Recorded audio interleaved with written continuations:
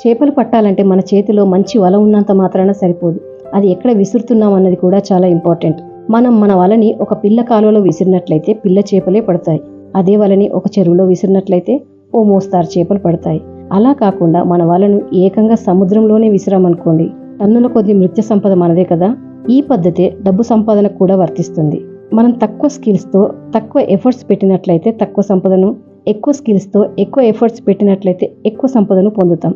So friends, కాస్త ఆలస్యమైనా ఎక్కడా రాజీ పడకుండా మన వలను సముద్రం మీదకి విసురుదాం. ఏదో ఒక రోజు సంపన్నుల జాబితాలోకి చేరిపోతాం. ఏమంటారు? హాయ్, హలో, అందరికీ నమస్తే. This is Roja and you are watching wealth info creation. కోటి విద్యలు కూటి కొరకే అన్నట్లు ఉద్యోగం, వృత్తి, వ్యాపారం ఇలా ఏ పని చేసినా మనిషి లక్ష్యం మాత్రం ఒకటే, డబ్బు సంపాదన. ఒక వ్యక్తి తమ శ్రమను, సమయాన్ని ఇతరులకు అందించడం ద్వారా కానీ, ఒక వ్యాపార సంస్థ తమ వస్తు సేవలను ఇతరులకు అందించడం ద్వారా కానీ, లేదా పెట్టుబడి పెట్టడం ద్వారా కానీ ప్రతిఫలంగా పొందే డబ్బే ఆదాయం. అయితే ఈ ఆదాయం ఎన్ని రకాలు, ఏ రకమైన ఆదాయం మనకు ఎలాంటి లాభాలు తెచ్చిపెడుతుందో ఈ వీడియోలో చూద్దాం. వీడియో ఎక్కడ స్కిప్ చేయకుండా చివరి వరకు చూడండి. డెఫినెట్గా ఈ వీడియో మీకు యూస్ఫుల్గా ఉంటుంది. మీకు చాలా ఆస్తులు ఉన్నప్పటికీ ప్రతి నెల ఆదాయం లేకుంటే మీ సాధారణ ఖర్చులు కూడా చివరికి పొదుపులను సున్నాకి తగ్గిస్తాయి. అందుకే ప్రతి వ్యక్తికి చిన్నదో పెద్దదో ఆదాయం ఉండి తీరాలి. ఈ ఆదాయం స్థూలంగా 3 రకాలు. మొదటిది క్రియాశీల ఆదాయం, అనగా యాక్టివ్ ఇన్కమ్.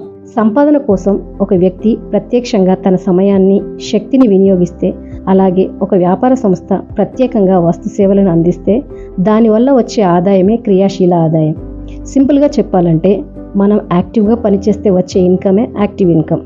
ఈ పద్ధతిలో పని చేసిన సమయానికి మాత్రమే ఆదాయాన్ని పొందుతారు.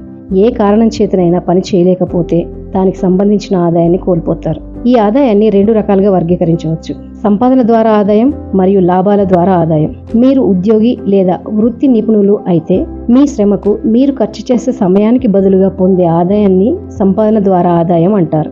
ఇందులో ఉద్యోగులైతే తమ ఆదాయాన్ని జీతాలు, బోనస్లు, కమిషన్ల రూపంలో పొందుతారు. వృత్తి నిపుణులైతే ఫీజు, రెమ్యునరేషన్ రూపంలో పొందుతారు. ప్రభుత్వ ఉద్యోగులు, ప్రైవేట్ ఉద్యోగులు, బ్యాంక్ ఉద్యోగులు, టీచర్స్, లెక్చరర్స్, ఇలా ఒక సంస్థలో పనిచేసే అటెండర్ నుండి CEO వరకు అందరూ ఉద్యోగులే. ఇక వృత్తి నిపుణుల విషయానికి వస్తే లాయర్లు, డాక్టర్లు, ఇంజనీర్లు, రియల్ ఎస్టేట్ వాళ్ళు, సినిమా యాక్టర్స్, వీరందరూ కూడా ఈ విభాగంలోకి వస్తారు. నెక్స్ట్, లాభాల ద్వారా ఆదాయం. ఒక వ్యక్తి లేదా ఒక వ్యాపార సంస్థ తమ వస్తు సేవలను ఉత్పత్తి ఖర్చు కంటే అధిక ధరకు అమ్మడం ద్వారా సంపాదించే ఆదాయాన్ని లాభాల ద్వారా ఆదాయం అంటారు.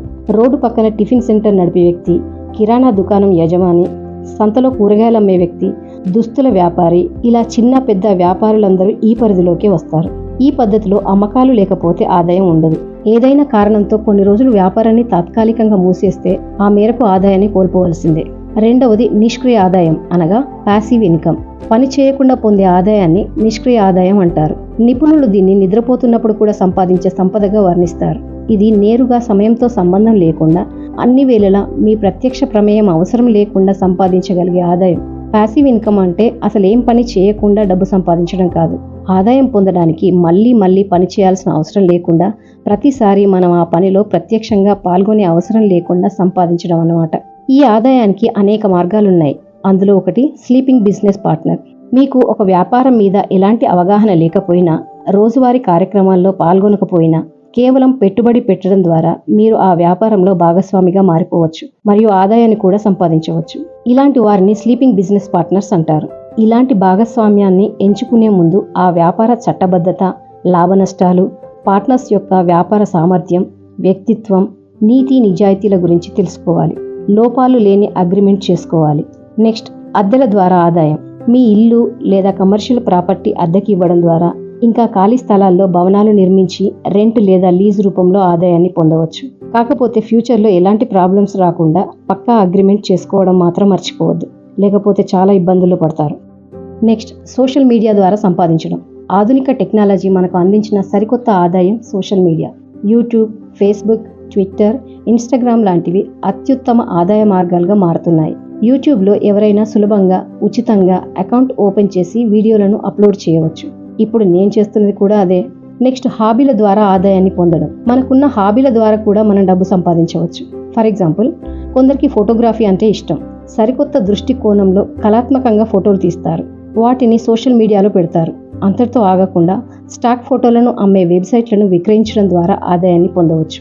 ఇవే కాకుండా ఇంకా చాలా మార్గాల ద్వారా పాసివ్ ఇన్కమ్ని పొందవచ్చు. ఇక మూడవది పెట్టుబడి ఆదాయం అనగా పోర్ట్ఫోలియో ఇన్కమ్.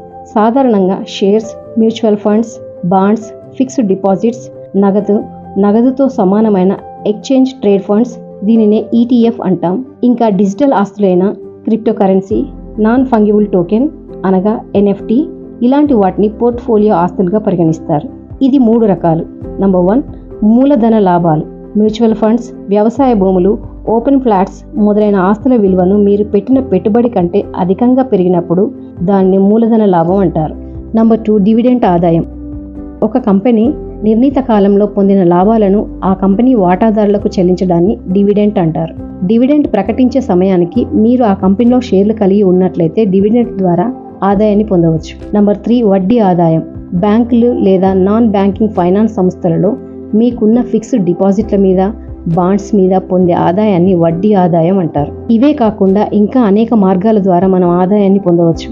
ఫ్రెండ్స్, ఇలా ఎన్ని మార్గాలున్నా మనదైన ప్రణాళిక కూడా మనకు చాలా ముఖ్యం. ప్రణాళిక లేని ప్రయత్నం వ్యూహం లేని యుద్ధం లాంటిది. ఉన్న స్థితి నుండి ఉన్నత స్థితికి వెళ్ళగలననే నమ్మకమే ఆర్థిక విజేతకు అసలైన పెట్టుబడి. ఈ వీడియో ముగించే ముందు ఇంపార్టెంట్ పాయింట్స్ ఇంకొకసారి రిపీట్ చేసుకుందాం. మనకెన్ని ఆస్తులు ఉన్నా ఆదాయం లేనట్లయితే మన కనీస అవసరాలకే ఆస్తులు అమ్ముకోవాల్సిన పరిస్థితి వస్తుంది. అందుకే ప్రతి వ్యక్తికి చిన్నదో పెద్దదో ఆదాయం ఉండి తీరాలి. ఆదాయాన్ని 3 రకాలుగా విభజించారు. Number 1, active income. ఇది యాక్టివ్గా పనిచేస్తేనే వచ్చే ఆదాయం. ఈ ఆదాయాన్ని ఉద్యోగస్తులు జీతాలు, బోనస్ల రూపంలో, వృత్తి నిపుణులు ఫీజ్ రెమ్యునరేషన్ రూపంలో, వ్యాపారస్తులు లాభాల రూపంలో పొందుతారు. Number 2, passive income. మీరు నిద్రపోతూ కూడా సంపాదించగలిగే ఆదాయం పాసివ్ ఇన్కమ్. ఈ ఆదాయం అద్దెల రూపంలో, సోషల్ మీడియా రూపంలో, హాబీల రూపంలో, బిజినెస్లలో సంపాదించవచ్చు. నంబర్ 3, పోర్ట్ఫోలియో ఆదాయం. ఇది ఒకసారి పెట్టుబడి పెట్టి దీర్ఘకాలంలో అధిక లాభాలు పొందే ఆదాయం. దీనిని mutual funds, fixed deposit, NFT, ETF మొదలగు మార్గాల ద్వారా సంపాదించవచ్చు. ఫ్రెండ్స్, చివరిగా నాదొక సలహా. మీరు ఎంత మంచి ఉద్యోగం చేస్తున్నా, మీకు చాలా మంచి శాలరీ వస్తున్నా కనీసం ఒకటైనా సెకండరీ ఇన్కమ్ ఉండేలా చూసుకోండి. అది మీ ఆదాయాన్ని పెంచడమే కాకుండా ప్రతికూల పరిస్థితుల్లో మీకు చాలా సహాయంగా ఉంటుంది. సో ఇదండి ఈరోజు వీడియో. ఈ వీడియో మీకు ఎంతో కొంత నాలెడ్జ్ ఇచ్చిందని అనుకుంటున్నాను. ఇది యూస్ఫుల్ అనిపిస్తే ఒక లైక్ చేయండి. అండ్ ఫర్దర్గా వచ్చే మన ఫైనాన్స్ మేనేజ్మెంట్ వీడియోస్ చూడాలనుకుంటే వెల్త్ ఇన్ఫో క్రియేషన్కి సబ్స్క్రైబ్ అవ్వండి. Thank you for watching. We will meet in the next video.